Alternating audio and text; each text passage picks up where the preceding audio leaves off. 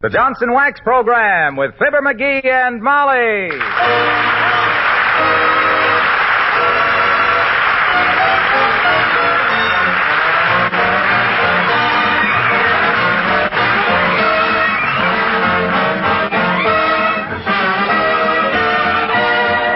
The makers of Johnson's Wax products for home and industry present Fibber McGee and Molly with Bill Thompson, Gail Gordon, Arthur Q. Bryan, Bea Benaderet, and me, Harlow Wilcox.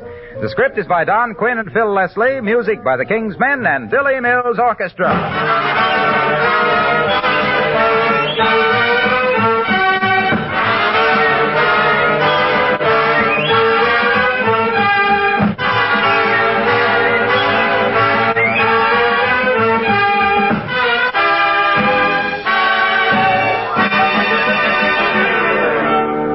What's the most difficult part of your home to keep clean? Isn't it your kitchen floor? Every time you have it looking nice, what happens? The delivery boy tracks it up, or you spill something, or the children bring in mud. But if you know the secret, it's no trouble at all to have a kitchen floor that's always clean and bright. Just get yourself some Johnson's Glow Coat. Believe me, that tough protective film of Glow Coat makes all the difference in the world. When you spill something on your linoleum, or when someone gets it dirty, you simply wipe the shining surface with a damp cloth. And right away it comes up smiling. Right away its patterns are clean, its colors bright and fresh. I guess I don't have to tell you that Johnson's Glow Coat is self-polishing. There's no rubbing or buffing. Glow Coat shines as it dries. In 20 minutes, your linoleum and other floors are beautifully wax-polished and gleaming. Why not decide right now to have more beautiful floors and save yourself some work with Johnson's self-polishing Glow Coat?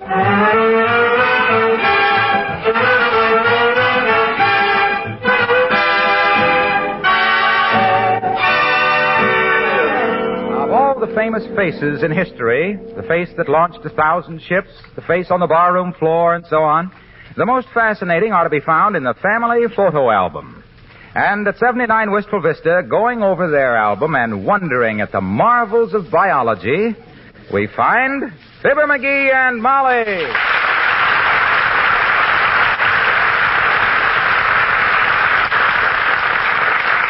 Get a load of this picture, will you? Get a load of it. Uncle Dennis. Got a collar like Hoover, a tummy like Taft, and a mouth like Bilbo. The photographer must have had a brace around his neck. He certainly looks stiff. He probably was. Remember the time Doc Gamble gave him a blood test and it come out 97 proof? Don't be intolerant, dearie. None of us is perfect, you know. I know, but I never knew a guy who worked so hard at being imperfect as Uncle Dennis. Hey, what's this picture? Looks like a picket line at a screwball factory. That, my pet, is our class picture. Oh. 7th grade, Peoria. Oh, yeah. You're in the middle of the front row with the catcher's mitt on. And I'm the sweet-looking child right behind you. Miss Fiditch is at the end there. Well, what do you know? Miss Fiditch, our old school teacher. And a very thrifty woman. Yeah. She used to scrape up the chalk dust and use it for face powder. I used to hate all those teachers till I found out what they were being paid. Now I know they weren't mean. They were just hungry. We were certainly a handsome group of kiddies, weren't we? Yeah. And isn't this a coincidence? That big Moran boy next to you. Bull Moran? That jughead? Yeah. That muscle-bound bully? You know, we were friends all through school, and I hated him every minute of it. But the coincidence is that I was just reading Bull Moran, what a stoop. He had such a big Charlie horse between the ears, he couldn't think up the right answer to roll call. Why did you hate him so, McGee? What did he do to you that everybody else wanted to and didn't? He was a bully, and I wasn't. That's why. I was just a jolly, friendly, chubby little fellow, and he used to beat me up every day. Oh, dear. Why did he pick on you? Says I was easier on the knuckles than the skinny kids. But I got even with him all right. The day him and his family moved away, I put a skunk in his trunk. Oh. Oh, was he mad. He says he'd get me for it if it took 1,000 years. Well, it won't take that long, dearie, because... He didn't scare me, though. I waited all day long for that guy to show up. And when he didn't come, I went home. Where were you waiting for him? Down by the brewery. In a culvert. It was cooler under there. What were you going to say about him? Oh, nothing, except that I read in the paper last night that he was here in Wistful Vista on business and to look up some old schoolmates. Well, he needn't bother looking me up. I hate that guy like... What was that? Boomerang here in town? Sure. Oh, my gosh, Molly. He'll beat the Junior. He says he'd get me if it took... That's him now. He's got me. Where's my glasses? Quick. He won't dare hit a guy with glasses on. Calm yourself, McGee. If that's Boomerang, he's got much prettier legs than he had in a tracksuit. I saw them coming up the steps. Come in. It's only I, Mrs. McGee, Elsie Merkel from the Wistful Vista Saloon of Beauty. Elsie, sis, am I ever glad to see you. Now have a chair. Now have 2 chairs. Take the furniture. Tear off some wallpaper. The joint is yours. He was expecting somebody else, Elsie. Gee, and I was just beginning to be flattered. Queen Maria of Anemia never had a welcome like that. But the reason why I come over here for, Mrs. McGee, was you left your compact in the beauty parlor. Here. What, again? Why don't you carry your makeup in a stamped addressed envelope, Molly? Thanks very much, Elsie. I'm sorry to have bothered you about it, but this is my favorite pancake makeup. Pancake? Yeah, Mr. McGee. They call it pancake makeup so people won't look at your greasy pan and wonder what's cooking.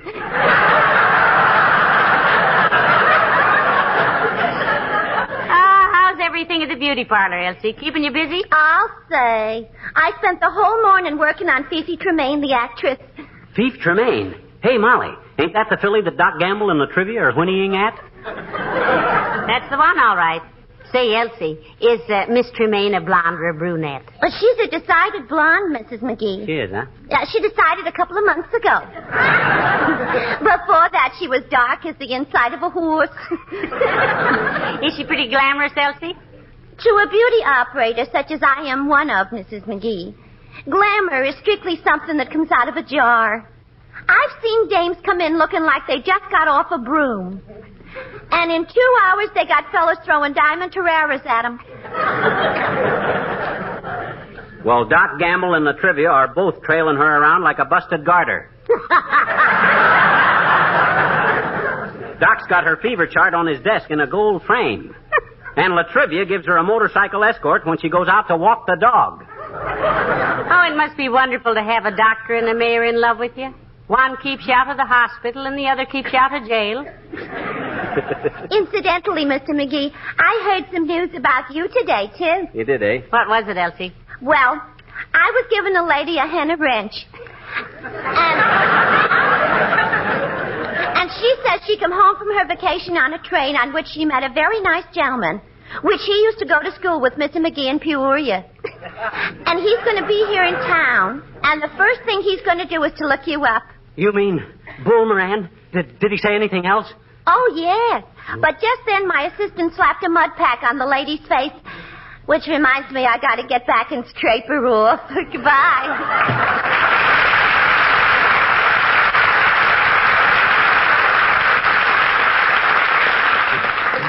You hear that, Molly? Boomerang is in town, and he's after me. The big bully. My gosh, he'll... Calm yourself, McGee. My goodness, he Well, if he wants to see me, by George, let him hunt for me. I ain't going to sit around here in the house like a clay pigeon. Where's my hat? On the hall table. Where's my glasses? I got to be wearing my glasses. I don't know, McGee. You haven't worn those glasses. Oh, I got to have my glasses. It's a federal offense to hit a guy with glasses on it. Oh, I know where they are. They're right here in the hall closet.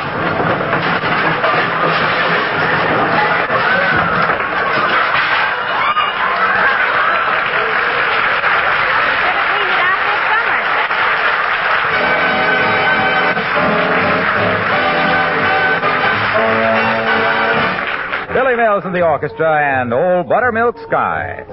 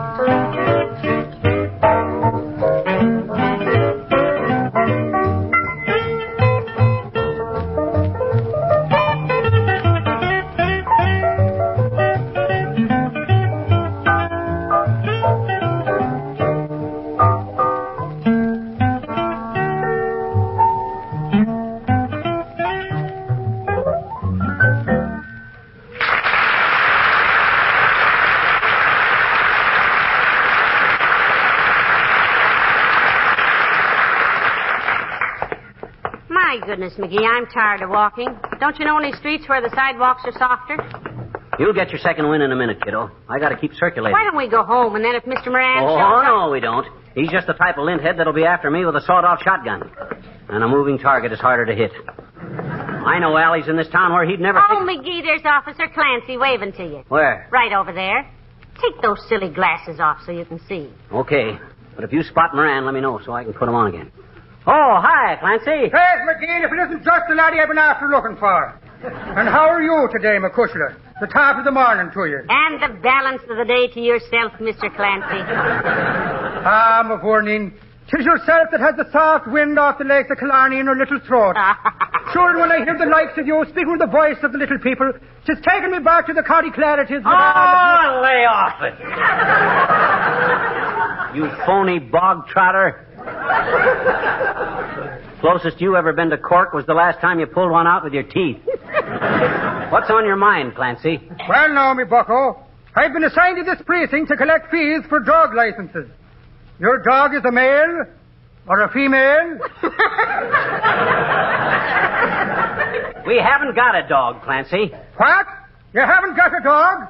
A fine thing, so you don't like dogs. Sure, we like dogs. We just don't have Listen to the man. Him and his wife living in a great big house, and never the room in it for man's best friend.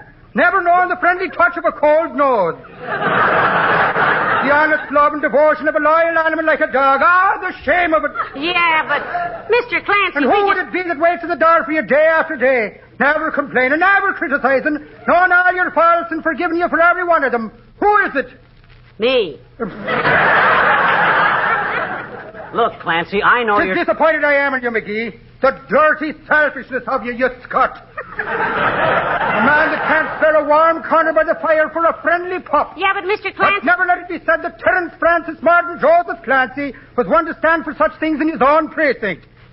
How much can you afford to pay for a dog?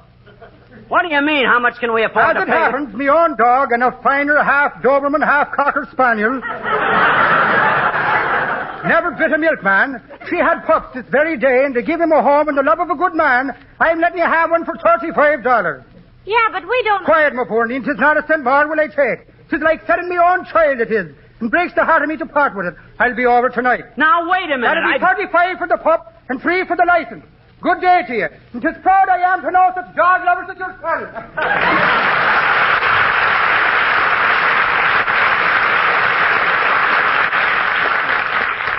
Well, I'll be a monkey's uncle. Yeah, to say nothing of a Doberman stepfather. Look, McGee, I'm going into Kramer's drugstore a minute. I've got to sit down a while. Okay, you go in first and look around. If Bull Moran is in there, give me a signal. All right. If you see me in the front window turning cartwheels, he's in there. If I add a handspring and double back somersault, it'll mean that... Oh, cut it out, Molly. I'm serious. See him any place? No, I don't, dearie. I think you're safe. My goodness, you're as nervous as a cow in deer season. Wait till I look around. If Bull Moran knows I'm in... Oh, McGee, look who's right behind Drop that gun, Moran. Don't you lay a finger on the... Oh! Hi, Junior. I thought you were somebody else. Gee whiz, pal, you're shaking like a jellied consomme. What's the matter with you? Well, an old school chum of McGee's is in town, Mr. Wilcox. He's looking for McGee, and McGee doesn't want to see him. If he catches up with me, Junior, he'll take me apart like a Sunday paper. You mean this feud has lasted since your school days? Yeah. Since the 7th grade in Peoria, Mr. Wilcox.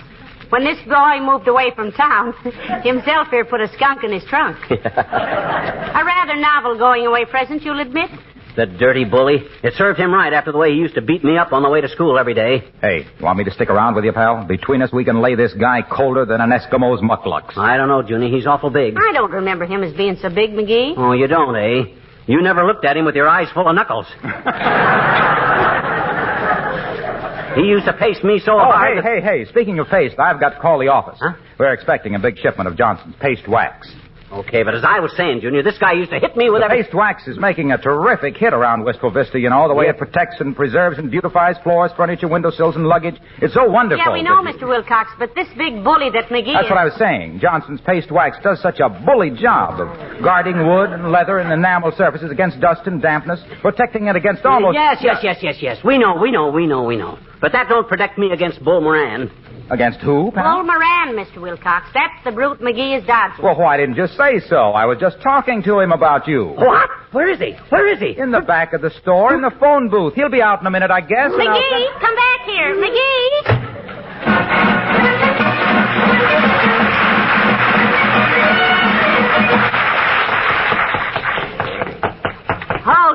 Hold it, McGee. I can't run another block. Heavenly days. Let's sit on this park bench a minute. Okay. You face that way, and I'll face this way. I don't want to get caught unawares. McGee, I'll do no more dodging. I'm worn out. We've covered this town like a January snow. If you keep this up, people will think you're afraid to face Bull Moran. I know one guy who already thinks I'm afraid. Who? Me. Look, Snooky, a guy like Moran don't swear revenge on a guy like me and then follow his trail for all these years just to show him pictures of the wife and kids. This is a dangerous situation. It's fraught. Yes. Ah, there, McGee. Oh, no, you don't, Moran. Put that knife down. You can't. Oh. Hi, Doc. I thought you were somebody else. Can't see very good with these glasses on. And why do you wear them, you little ignoramus? Most people don't wear glasses when they should. It's even more stupid to wear them when you don't have to. But who am I to talk to an expert on stupidity? It's for protection, Doctor. One of his old enemies is after him. Yeah, he don't dare hit me when I got glasses on. Well, that's an interesting theory. Were you ever a railroad man, McGee? No, he wasn't, Doctor. Why, Aerosmith? What made you think I was a railroad man? I just wondered. So many of your motives are loco. Well, I don't think it's very strange now to want to get your head kicked off, Doctor. Incidentally, you have a bit of a feud on yourself, haven't you? Who, me? Oh, don't give us that who me routine, fatso. You know what she's talking about. Latrivia beating your time with Fifi Tremaine. My dear boy, when you speak the name of Miss Tremaine, I'd advise you to keep a civil tongue in your tiny little head. Oh, he didn't mean any disrespect, Doctor, I'm sure. Why, certainly not, Capsule Happy. Well. And don't make any threats to me, too, either. I could tie your oversized neck in a lover's knot before you could say Robinson Crusoe. You mean Jack Robinson? I can spot him 3 syllables and still do it. Relax, Super Mouse. Remember, I am familiar with every weary corpuscle in your weird little body, and you don't own a muscle that has the tensile strength of a poached egg. You have the reaction time of a leaking molasses jug and the nervous system of a pinball machine. Tilted. Yeah, but listen Your here. coordination is that of a sack of potato chips, and you haven't the stamina to hold your ticket stub through the newsreel. That sounds awful. I wonder who his doctor is. Touche, my dear. Touche. Now that I resent. I don't wear a touche and you know it. I got as much hair now as I had when I was 16 and by George... skip it, bird brain. I haven't time to bandy words any further. If your old friend catches up with you, maybe we can all get together tonight. I'll make your reservation. Where, Doctor? In the fracture ward. Good luck with it, Bellmouth.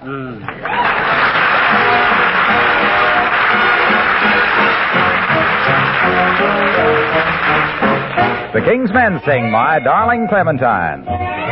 In a cavern, in a canyon, excavating for a mine, 12 a miner, 49er, and his daughter Clementine. Oh, my darling, oh, my darling, oh, my darling Clementine, you are lost and gone forever, dreadful sorry Clementine. She was light and like a fairy, and her boots were number 9. Packing cases strung with laces were the shoes for Clementine. Oh, my darling, oh, my darling, oh, my darling Clementine, you are lost and gone forever, dreadful sorry Clementine.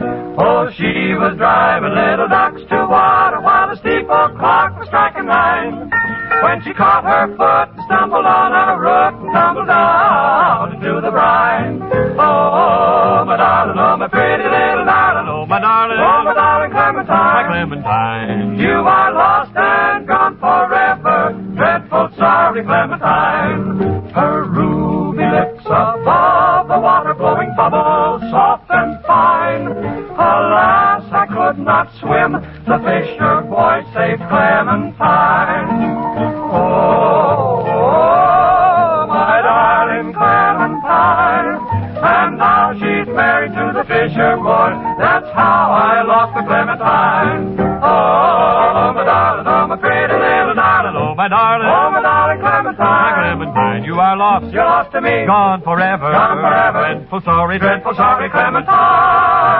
dreadful sorry Clementine.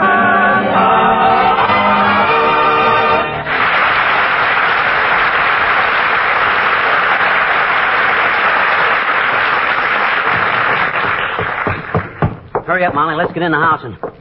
What you got? A note. It was pinned to the door. Bring it inside. That's it. Oh, it's for Mr. Moran. Listen, it says, remember me? You were out, but I'll be back. Signed, Bull Moran. Well, if it's got to come, it's got to come. I'll fight him. Good for you. If I have to. I'll fight him square and fair. Where's my ball bat? I got to have my ball bat. It's merely trivia, dearie. Come in. Hello, Mr. Mayor. Come right in. Thank you, Molly. Hello, McGee. How you been, Latriv? I haven't seen you lately. No, I've been extremely busy lately, McGee. Civic meetings, things of that sort. You were having a little argument with that bar association of yours, weren't you? How did that come out? Oh, I haven't seen her since I met Miss Tremaine. I stopped going to Joe's place. Oh, that bar association. That's the one we meant, yes. Oh, yes. Well, we reached an agreement.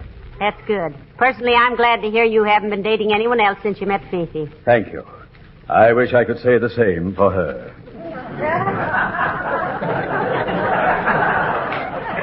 As the guy said when he saw the baby take a hammer to his watch, is somebody beating your time, Latriv? I'd rather not discuss it, if you don't mind, McGee. Of course not, McGee. Naturally, His Honor doesn't want to talk about it if Dr. Gamble's moving in on him. Okay. But I predicted this, you know. I predicted that when Gamble moved in, she'd drop Latriv like a hot Secretary of Commerce. I have not been dropped. Like a hot anything. For your information, McGee, I have just advised Miss Tremaine to make up her mind between Dr. Gamble and myself. Boy, is your neck out. I have invited her to the football game tomorrow. I have tickets on the 50-yard line. But it now seems that she would prefer going with Dr. Gamble because she can ride in the ambulance. Does that sound like sense? No, but it sounds like a woman, Your Honor. I can only take so much. I wouldn't take her to the football game now if she came to me on bended knees and beseeched me to please take her. I'm not here, Molly. Tell that mug I'm out of town. I won't tell the man a deliberate lie, McGee. Well, shall I get it? Yes, you get it. Yeah. Hello? Yes, this is Chucky. Oh, Phoebe. What? You will go to the game with me? Wonderful. What? Yes. Of course we can ride out there on the fire engine. Yes, Phoebe. I'll see you tomorrow. And that was... that was Miss Tremaine. Good day.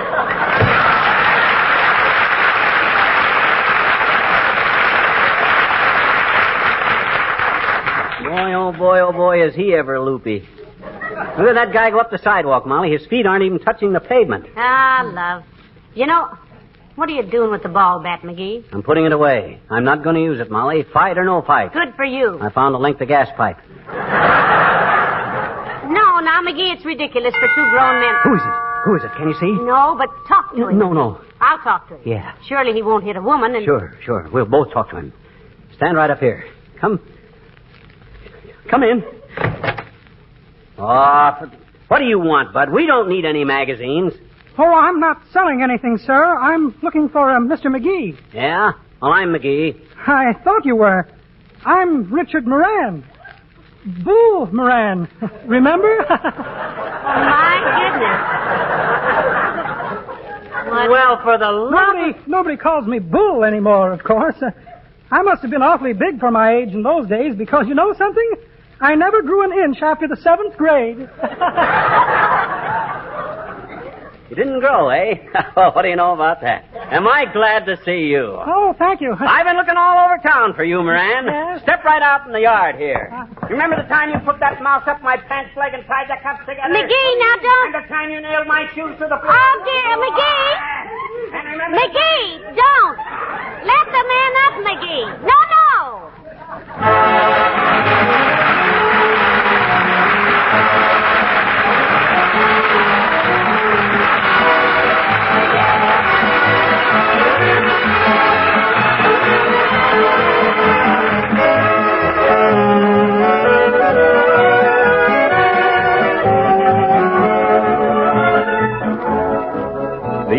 pre-war automobile? If you do, chances are you're getting a little tired of trying to keep up its appearance. But with new cars so scarce, it's still the smart thing to do, isn't it? I guess that's the number one reason for using Johnson's Car New, the car polish that both cleans and polishes in one application. Believe me, you'll have to go a long, long way to find a better car polish than Car New. It really rolls up its sleeves and goes to work on your car. With surprisingly little effort on your part, Car New gets rid of every trace of ground-in dirt and road grime. And when you've finished, your old bus really shines. Perhaps you don't know that Johnson's Car New is a liquid car polish. You rub it on, then let it dry to a white powder. And off comes all the dirt and dullness when you wipe off that powder. Sounds like just the car polish you've been looking for, doesn't it? How about giving your old car a beauty treatment this week with Johnson's Car New?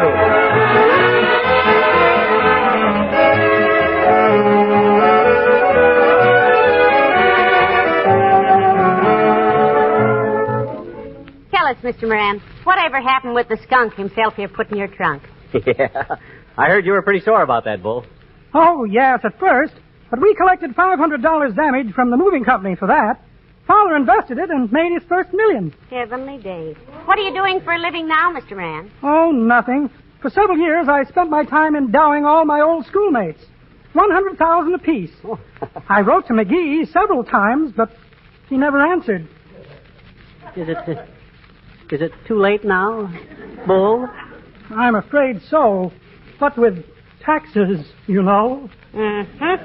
Good night. Good night, all.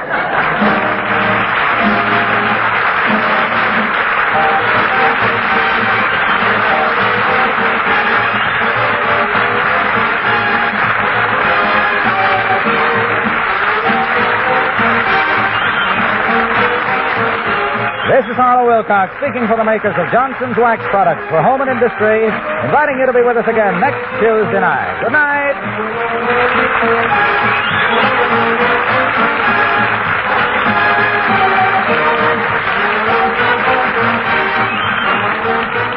This is NBC, the National Broadcasting Company.